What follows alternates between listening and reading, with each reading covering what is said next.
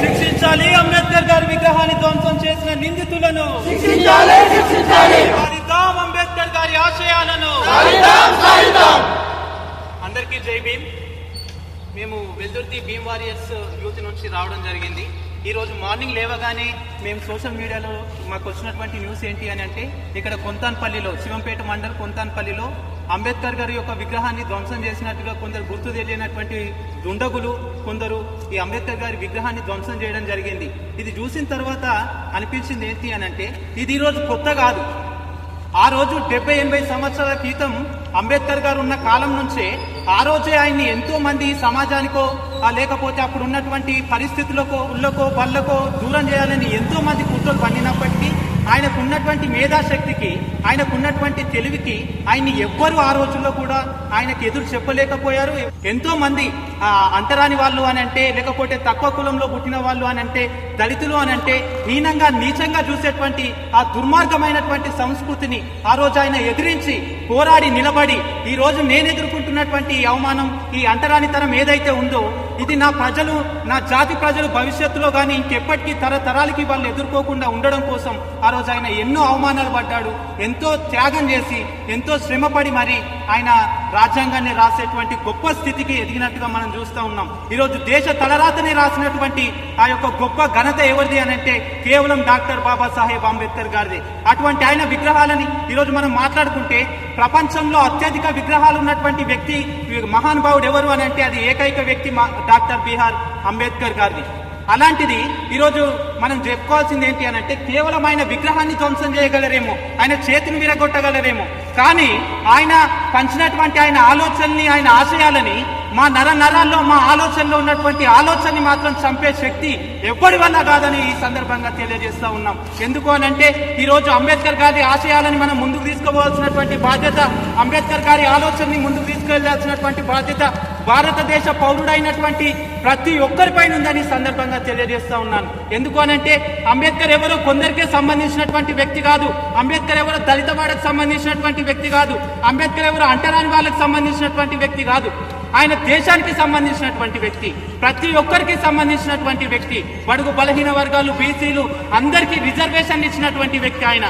ప్రతి ఒక్కరు ఈరోజు సమాజంలో తలెత్తుకొని బ్రతకగలుగుతున్నామని అంటే, కానీ స్త్రీలు కానీ తలెత్తుకొని తిరగలుగుతున్నారు సమాజంలో అని అంటే, ఈరోజు మనం తలెత్తుకొని చదువుకోగలుగుతున్నాం, ఆ బళ్ళల్లో కూర్చొని చదువుకోగలుగుతున్నాం. గుళ్ళల్లో కొన్ని చోట్ల ఇప్పటికీ ప్రవేశం లేదు, అయినా కొన్ని చోట్ల అడుగు పెట్టగలుగుతున్నాం. ఈ విధంగా సమాజంలోకి వచ్చి మాట్లాడగలుగుతున్నాం అని అంటే it is just because of Ambedkar గారి యొక్క సాక్రిఫైసే. అది మనం ప్రతి ఒక్కరం గుర్తుంచుకోవాల్సినటువంటి బాధ్యత, ఆ యొక్క బాధ్యత మన అందరిపైన ఉందని ఈ సందర్భంగా తెలియజేస్తా ఉన్నాను. ఎందుకనంటే ఎవరో ఈ యొక్క దుర్మార్గానికి పాల్పడ్డటువంటి వారు ఎవరో తెలియదు, కానీ ఒకటే చెప్తున్నాను ఈ సందర్భంగా, ఖచ్చితంగా ఈ వీడియో కనుక మీరు చూస్తున్నట్లయితే ఒకటి గుర్తుంచుకోండి, అది బొమ్మ కాదు, అది నిలువెత్తు త్యాగం.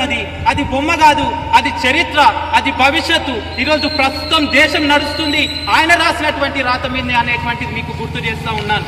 ఇలాంటి దుర్మార్గాలు ఎన్నో జరిగినాయి, చరిత్రలో జరిగినాయి, ప్రస్తుతం జరుగుతూ ఉన్నాయి, ఇంకా భవిష్యత్తులో ఎలా ఉంటుందో తెలియదు. కానీ ప్రతి ఒక్కరంగా అంబేద్కర్ వారసులంగా ఆయన పంచినటువంటి జ్ఞానాన్ని ముందుకు తీసుకెళ్లాల్సినటువంటి బాధ్యత మన అందరిపైన ఉందని తెలియజేస్తా ఉన్నాం. కాబట్టి గుర్తుంచుకోవాలి, ఇది బొమ్మ కాదు, అది నిలువెత్తు త్యాగం. ఆయన ఆలోచనల్ని, ఆశయాల్ని ముందుకు తీసుకెళ్లాల్సినటువంటి బాధ్యత మన అందరిపైన ఉందని తెలియజేస్తా ఉన్నాం. బొమ్మలను ధ్వంసం చేయొచ్చు, చేతులు నిలగొట్టవచ్చు, బొమ్మల్ని, విగ్రహాలను ధ్వంసం చేయొచ్చు, కానీ ఆయన పంచిన జ్ఞానాన్ని, ఆయన రాసినటువంటి రాజ్యాంగాన్ని ఎవరు ముట్టుకున్నా, ఎవరు ధ్వంసం చేయాలని చూసినా అది ప్రస్తుతం కాదు, భవిష్యత్తులో కూడా జరిగినటువంటి పని. అంబేద్కర్ వారసులు ఉన్నంత వరకు, ఆయన ఆలోచన ఉన్నంత వరకు ఇది ఆయన యొక్క ఆలోచన ముందుకెళ్తూనే ఉంటుంది. ఇంకా తరతరాలైనా, ఇంకా ఎన్ని సంవత్సరాలైనా ఆయన కొరకు నిలబడడానికి, మేము పోరాడడానికి ముందే ఉంటాం. కాబట్టి గుర్తుంచుకోవాల్సింది ఏంటి అని అంటే, ప్రతి ఒక్కరు అంబేద్కర్ని ఒక వర్గానికో, ఒక కులానికో పరిమితం చేయకండి అమ్మా. నేను ఎక్కడ చెప్పినా ఇదే, ప్రతి ఒక్కరికి చేతులు జోడించి నేను చెప్పేది ఏంటి అని అంటే, ఆయన ఒక వర్గానికో, ఒక కులానికో, ఒక అంటరాని వాడో కాదమ్మా. ఆయన అందరి కోసం చేశాడు, అందరి కోసం త్యాగం చేశాడు. కాబట్టి ఆ త్యాగాన్ని మనం గుర్తించాలి. స్త్రీకి ఆ రోజుల్లో స్వేచ్ఛ లేదు, స్త్రీ అంటే ఇంటికే పరిమితం కావాలి, వంట రూమ్కే పరిమితం కావాలి. సమాజంలోకి వచ్చి తిరిగే స్వేచ్ఛ లేదు స్త్రీకి, మాట్లాడే స్వేచ్ఛ లేదు, చదువుకునే స్వేచ్ఛ లేదు.